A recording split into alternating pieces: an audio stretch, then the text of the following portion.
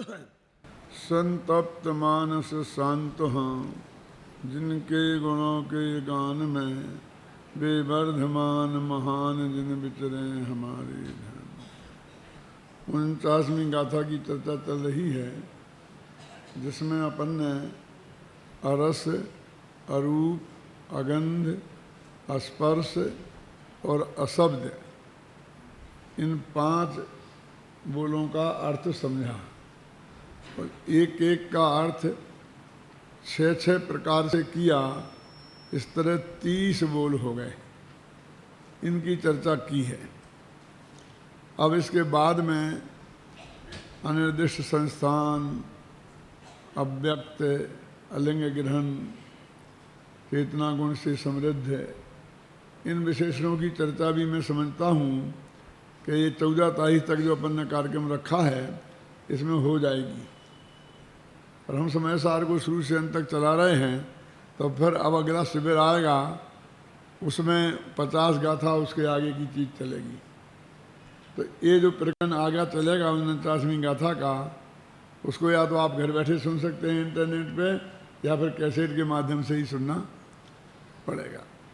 तो अभी इसका समापन मैं आज करना चाहता हूँ इन 5 बोलों का, और एक एक के 6 बोल लगभग सभी एक से हैं। तो इनमें शुरू के जो 2 बोल हैं, एक है पुद्गल द्रव्य से भिन्न और पुद्गल द्रव्य के गुणों से भिन्न, जीव की बात है।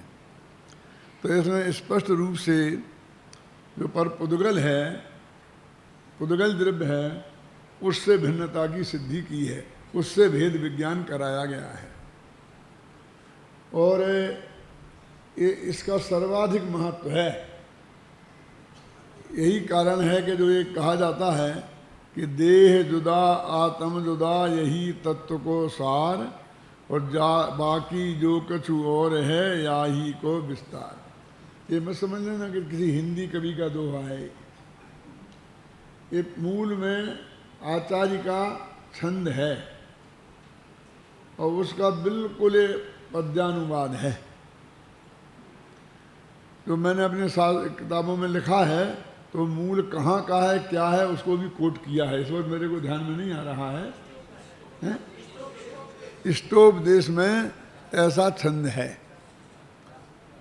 जो हमारे विद्यार्थियों को याद है ना, उसका बिल्कुल अक्षर सा अनुवाद है। इसमें नमक मिर्च भी मेरा नहीं है। कहने का अर्थ ये है कि ये जो देह जुदा और आत्म जुदा, और देह से भेद विज्ञान हो गया तो हो गया काम। वही बात पुद्गल माने देह, पुद्गल की बनी हुई है ना, इसलिए ने पुद्गल और बड़ा करके पुद्गल कह दिया। लेकिन इसमें सब, क्योंकि बाकी के जो 5 द्रव्य हैं, आकाश द्रव्य, काल द्रव्य, धर्म द्रव्य, अधर्म द्रव्य, वो तो हमारे गेय मात्र हैं बस। जैसे एक क्षेत्राप का संबंध इस पुद्गल से है, और स्त्री पुत्रादिक से जैसे रागात्मक संबंध है, ऐसा संबंध हमारा आकाश से, धर्म द्रव्य, अधर्म द्रव्य और काल द्रव्य से थोड़ी है ना, समझे ना। इसलिए उनको अपन गेय में डाला है, और उनसे भेद विज्ञान की बात 4थे और 5वें बोल में आएगी। ये पहले और दूसरे बोल कौन है, क्या है, मैं आपको कहता हूँ कि पुद्गल द्रव्य से भिन्न होने से यह आत्मा रस रूप नहीं है। पुद्गल द्रव्य का जो गुण रस, उस रूप नहीं है, इसलिए अरस है। पुद्गल द्रव्य का गुण जो रूप, उस रूप नहीं है, इसलिए अरूप है। पुद्गल द्रव्य का जो गुण स्पर्श, उस रूप नहीं है, इसलिए स्पर्श है। पुद्गल द्रव्य का जो गुण एक गंध, उससे अगंध है। और पुद्गल पर्याय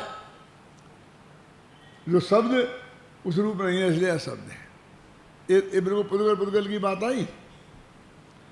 अब दूसरा बोल के पुद्गल से ही, द्रव्य से ही भिन्न नहीं है, पुद्गल द्रव्य के गुणों से भी भिन्न है। और दूसरा बोल ये है, तो दोनों पुद्गल ही के हुए। पुद्गल के द्रव्य गुण और पर्याय से भिन्न है, और अशब्द में पर्याय की बात आ गई। तो पुद्गल द्रव्य के द्रव्य गुण पर्याय से ये भगवान आत्मा भिन्न है, इतनी बात शुरू के 2 बोलों में स्पष्ट की गई है। अब चले अंदर में कि क्षोभ संभाव। तो यहाँ पर राग को नहीं पकड़ के, जैसे राग भी आता है भाव कर्म, तीसरे बोल में कहा ना द्रव्य कर्म इसका स्वामी नहीं है, क्योंकि इंद्रियां पुद्गल की बनी हैं और पुद्गल द्रव्य का स्वामी नहीं है ये आत्मा। इसलिए उसमें एकत्व का निषेध किया था पुद्गल के साथ में, और इसमें पुद्गल के स्वामित्व का निषेध किया। ये जो द्रव्य इंद्रियां से हम देखने का काम करते हैं ना, ये पुद्गल की बनी हुई है, आंख कान नाक, और भगवान आत्मा इनका स्वामी नहीं है। स्वामी नहीं है कि भगवान आत्मा की आज्ञा में नहीं है। भगवान आत्मा कहेगा तुम आत्मा को देखो, तो कहता मैं नहीं देख सकती, बस मुझसे दिखवाना हो तो पुद्गल के देखने में मैं तो आ सकती हूँ, मैं आत्मा के काम नहीं आऊंगी। तो कहाँ इसमें आत्मा की आज्ञा चली? वास्तव में तो 5 इंद्रियों के विषय कि हम लोलपी हैं, तो इंद्रियों की पूर्ति, विषय की पूर्ति में वो जो इंद्रियां चाहती हैं वो ही हम करते हैं, वो हमारा स्वामी है। लेकिन यहाँ ये नहीं बताना चाहते हैं कि तुम्हारा उसके साथ स्वस्वामी संबंध है ही नहीं, ना वो तुम्हारा है ना तुम उनके। फिर क्षोभ संज्ञान लेके भाव इंद्रिय लिया, ख्याल में ना, तो इसे क्षोभ संज्ञान की मुख्यता है। तो ये कहते क्षोभ संज्ञान रूप भी तुम नहीं हो। ये चौथे बोल में किया। अब लेकिन चौथे बोल में भावेंद्री को लिया, द्रव्येंद्री और भावेंद्री, तीसरे और चौथे बोल में द्रव्येंद्री और भावेंद्री इस रूप से लिया। अब 5वां और 6वां बोल है जो मार्मिक है, वो सिर्फ ज्ञाता ज्ञेय संबंध की दृष्टि से है कि तेरा पर के साथ ज्ञाता ज्ञेय संबंध भी नहीं है, क्योंकि एक संबंध किसी भी प्रकार का जुड़ है तो बस फिर वो सब प्रकार के ही संबंध जोड़ लेता है, ख्याल में ना। तो एक ही नहीं है, ये चंद्रमा ऐसे दिखा, अब चंद्रमा का तो कोई लेना देना नहीं है, इससे बिल्कुल अलग है, लेकिन बस चंदा को मामा बना लिया, चंदा मामा आजा, मैंने उससे भी अपना संबंध रिश्तेदारी लगा ली, समझ गया ना। मैंने कोई भी गेय पदार्थ देखे, कमलनी जलहर बसे और चंदा बसे आकाश, और जाकी जिसमें भावना सोता ही के पास। बस हमने अपनी भावना से जोड़ लिया। तो कमलनी से चंद्रमा का कोई लेना देना नहीं था, दोनों का समकाल है। हम कहने लगे चंद्रमा की वजह से कमलनी खिलती है, कमल को खिलने से चंद्रमा, कमलनी माने वो होती है, वो जब कमल खिलता है सूर्य के उदय होने पर, और कमलनी समझ लिए जो लिखा ना चंद्रमा के उदय में, अथवा उसका दूसरा नाम है कुमुद और कमल। कुमुद जो है उसे कहते हैं जो चंद्रमा के उदय होने पर खिलता है, और कमल उसे कहते हैं जो सूर्य के उदय होने पर खिलता है। माने इतने दूर के भी हम संबंध जोड़ लेते हैं, ख्याल में ना। और दोनों के बीच में वज्र की दीवाल है। वज्र की दीवाल है माने क्यों? वज्र का वज्र की में जो परमाणु है वो क्या है? पुद्गल ही है ना।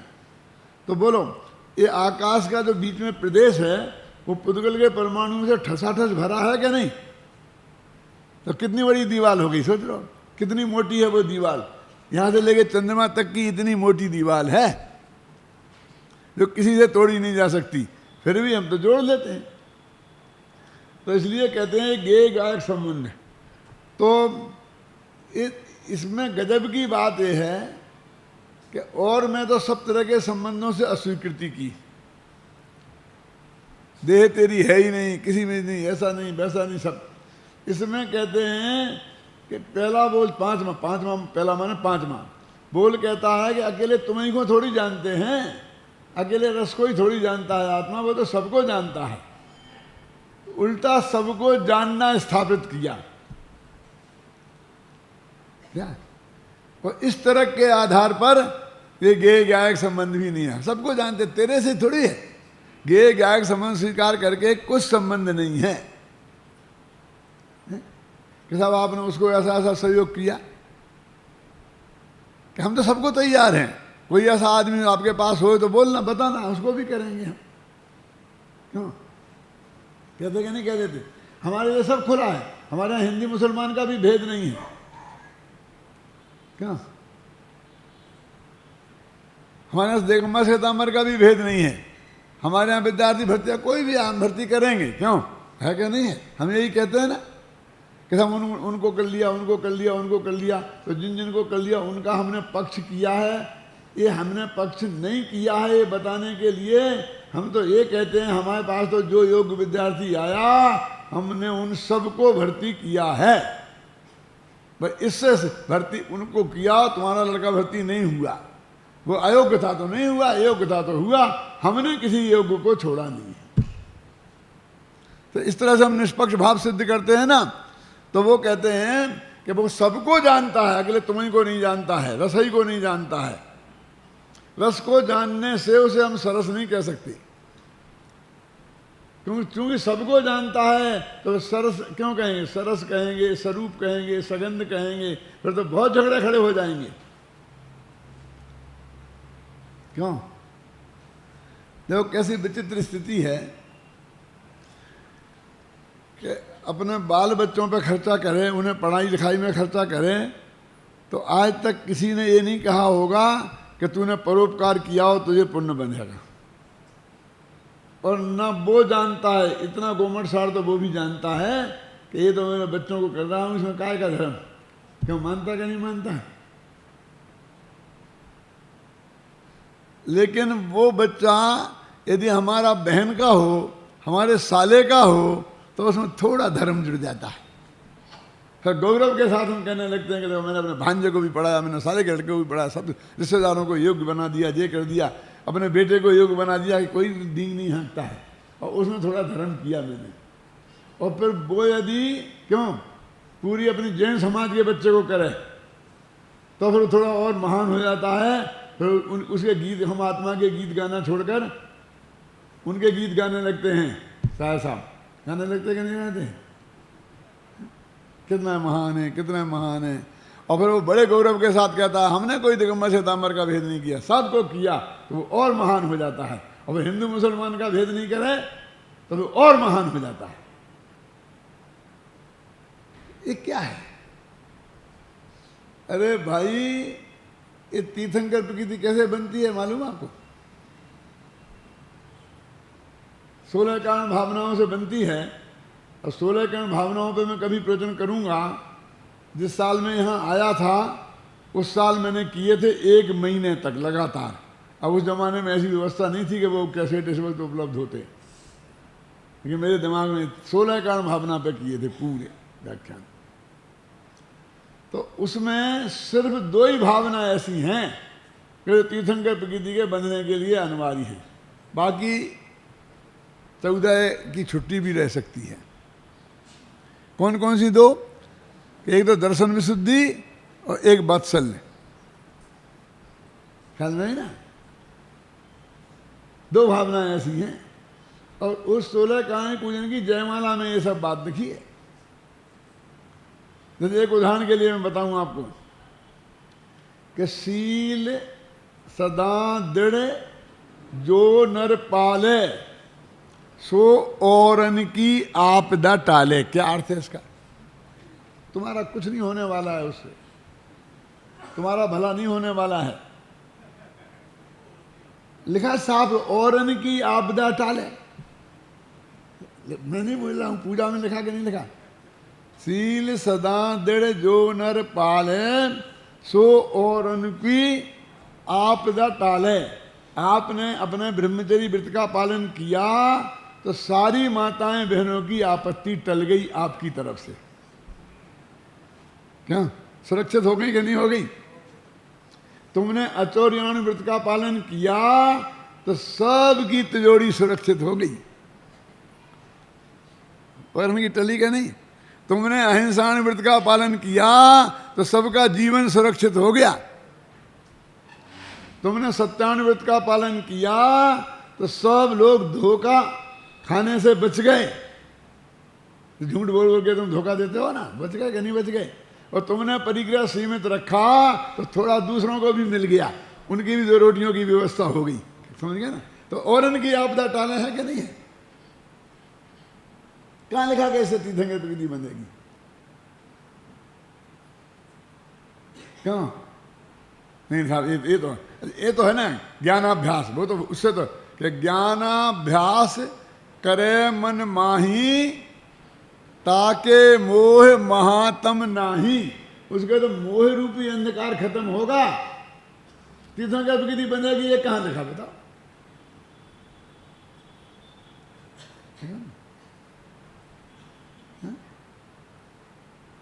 ऐसे अब एक एक पे सोचना, मैं सब नहीं सुनाऊंगा, अंदाज लग गया ना आपको?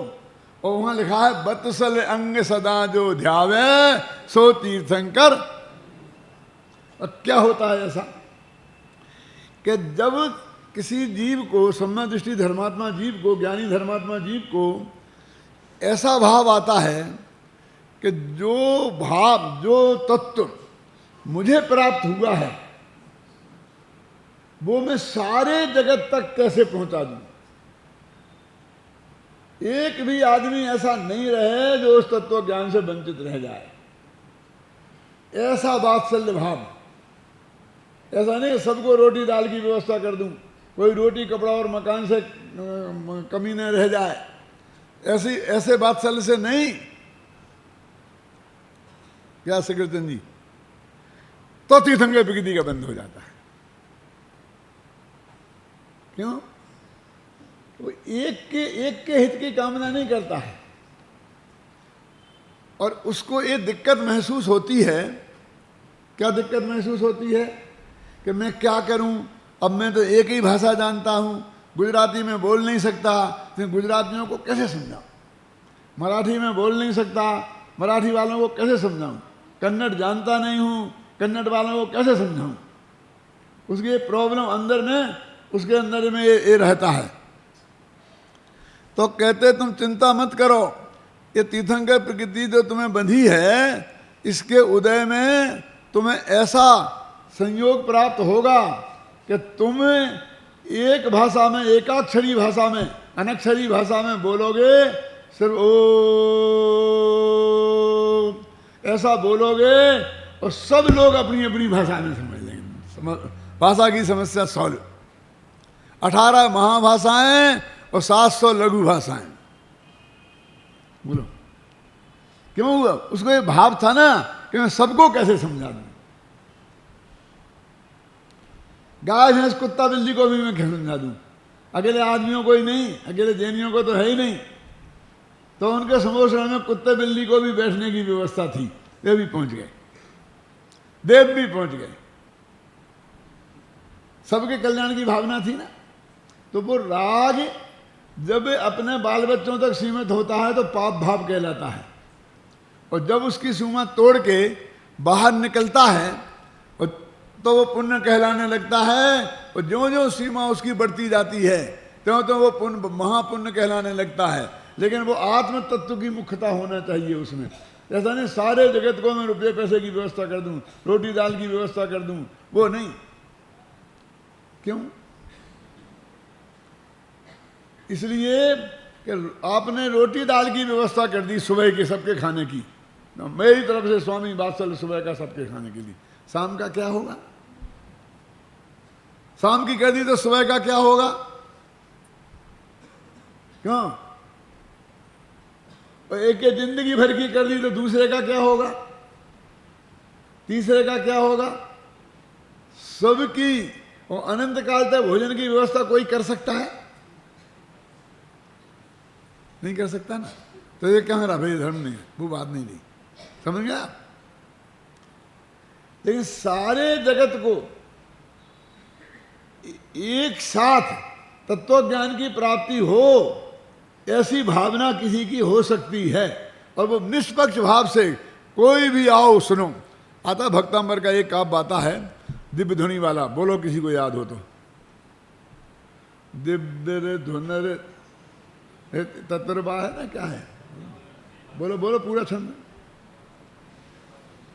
उसमें ये साफ शब्दों में लिखा है, खे धुंधे धुनति ते यस सा प्रवादी। खे माने आकाश में होने वाली उनकी दिव्य ध्वनि, उनको यश को बढ़ाने वाली ये घोषणा करती है। क्या घोषणा करती है?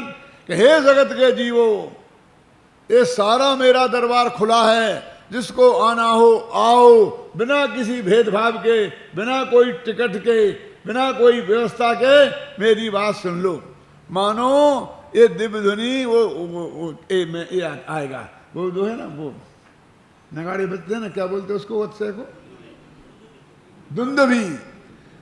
खे दुंदुभी, वो खे की जो आकाश में होने वाली दुंदुभी, मानो सारे जगत को अनंत सुखी होने का मार्ग सुनने के लिए आमंत्रण की घोषणा है। अब डुग्गी पिटवा दो। ये डुग्गी पिटवाना क्या होता है? जाहिर आमंत्रण है गुजराती की भाषा में। अभी अपन लोग, हम तो इसका भेद कभी समझते ही नहीं थे। तो एक दफा हमसे सुमन भाई ने पूछा बम्बई में कि पंडित जी हम आ सकते हैं आपके प्रवचन में? ये कैसी बात कर रहे हो आप? नहीं नहीं नहीं, वो उसमें लिमिटेड लोगों के लिए है कि जाहिर निमंत्रण है। लेकिन जाहिर निमंत्रण क्या होता है? मैंने कार्ड बांटते हैं ना जिसको, तो वो कार्ड वाला कार्ड साथ में लेके आए।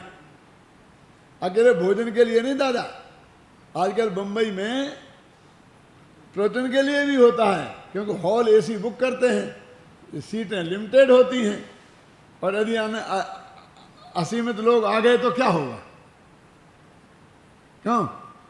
और आजकल जो मैनेजमेंट वालों का दिमाग इतना खराब हो गया है कि हम आप बताओ, हम हर एक कुर्सी पर तुम्हारा नाम लिख देंगे, तुम्हारी नाम की कुर्सी बुक हो जाएगी वहाँ।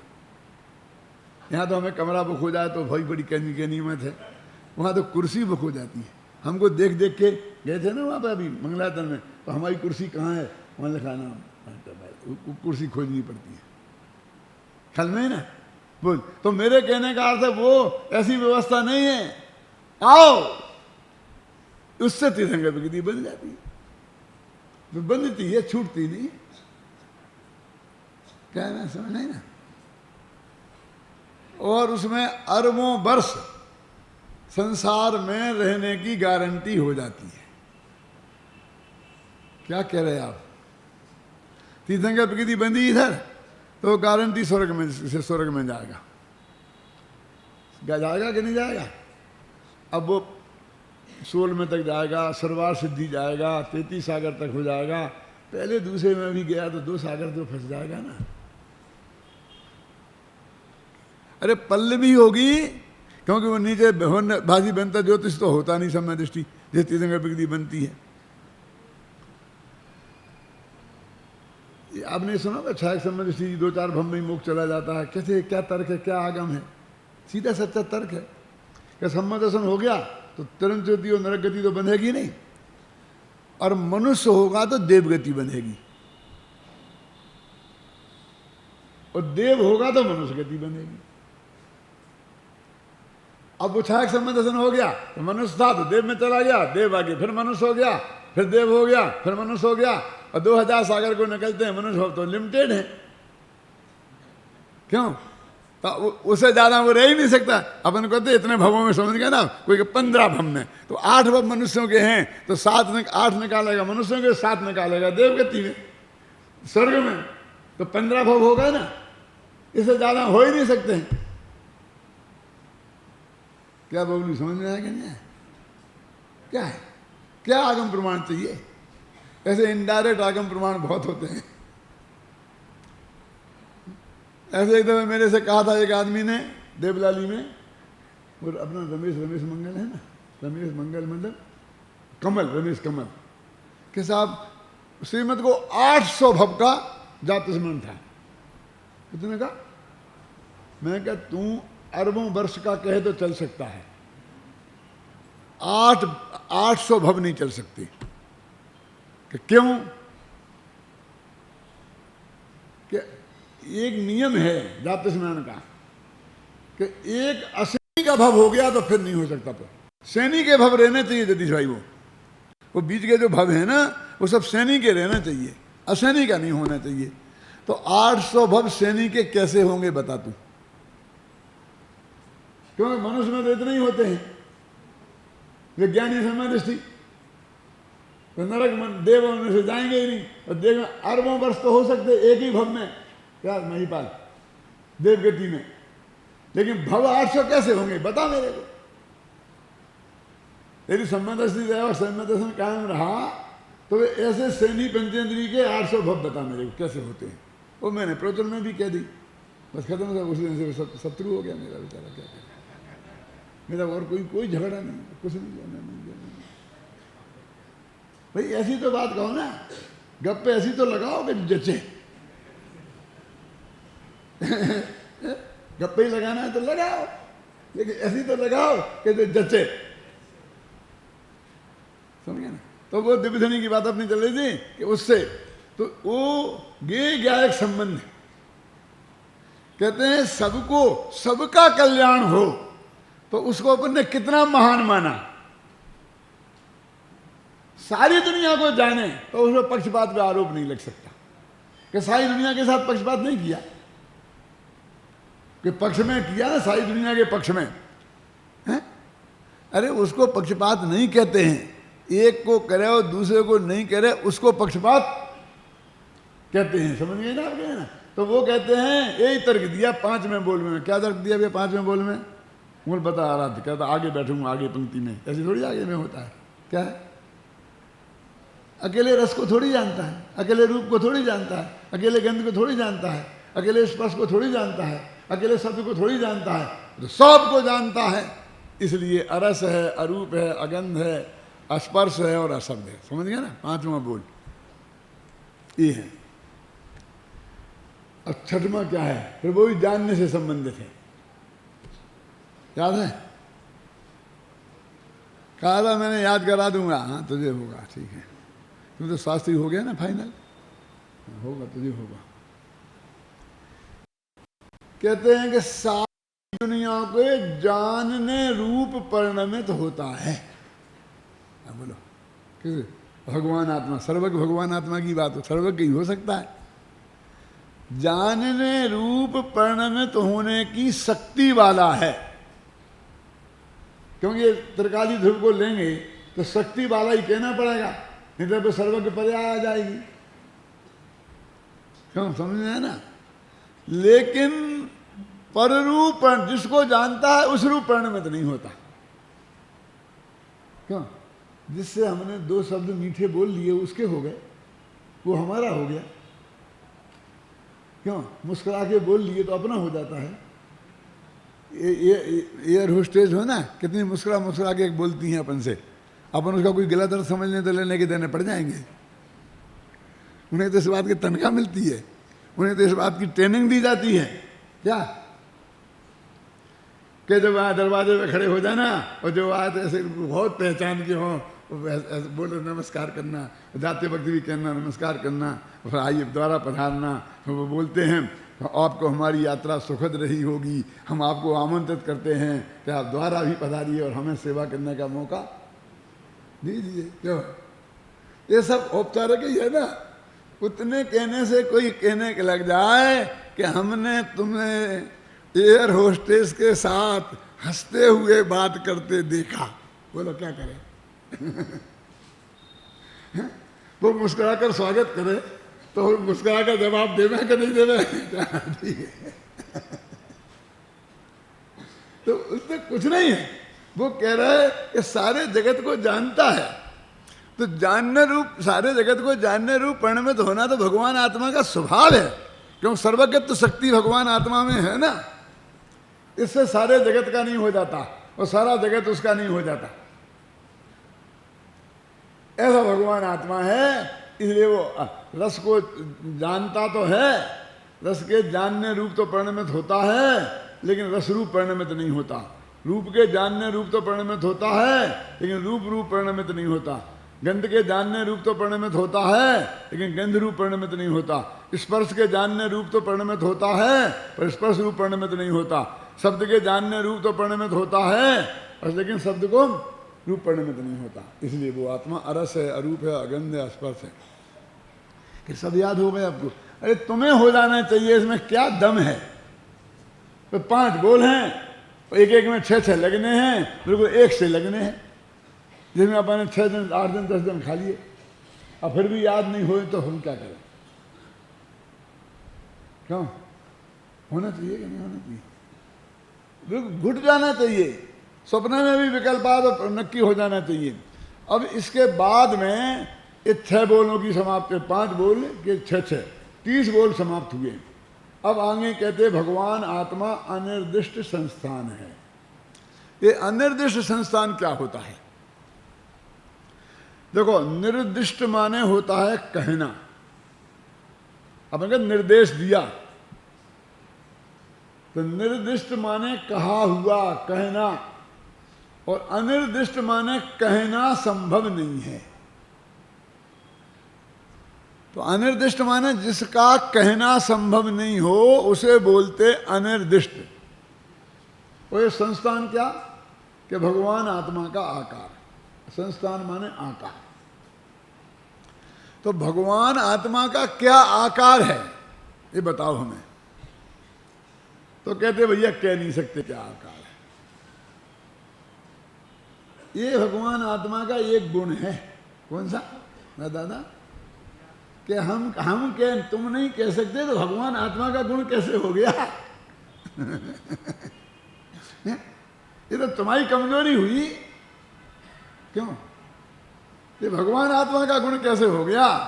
कहते भाई ऐसी शक्ति उसके अंदर विद्यमान है कि उसको कहा नहीं जा सके, उसके आकार के बारे में कुछ कहा नहीं जा सकता। उसका नाम है अनिर्दिष्ट संस्थान। ये शब्द से हो गया ना क्लियर। अब देखिए, पूछो कैसे? शास्त्रों में तो लिखा है कि निश्चय नय से असंख्यात लोक प्रमाण है, और व्यवहार नय से शरीर के प्रमाण है। जो शरीर में है वो शरीर के आकार का है। तो आगे ना दोनों कह दिया। यहाँ कह रहे कह नहीं सकते और कह दिया। क्यों सर? आपकी दाढ़ में दर्द है? कि हाँ दाढ़ में दर्द है। कितना है? कि पंडित जी कह नहीं सकता।